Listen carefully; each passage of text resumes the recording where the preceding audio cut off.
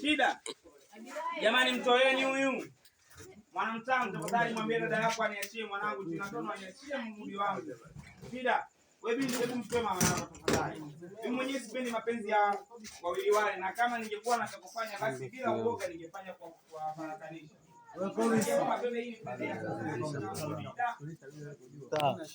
Lakini ningekaa pale Manduno alipokaa.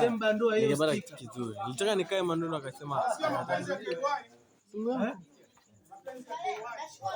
Mandua hiyo sticker. Haina mrudisha. Bado anarekodi.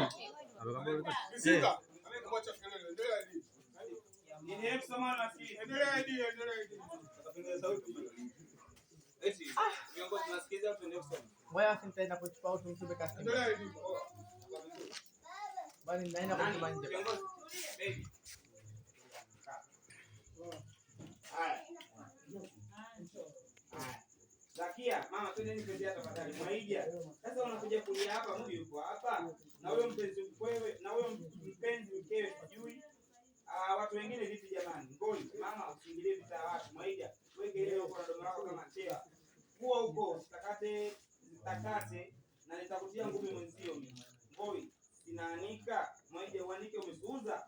Uanike na mapovu. Wewe mbona bozongwa sana? Shida. Tena kama unachokufanya fanya mwanao atoke kwa dada yangu.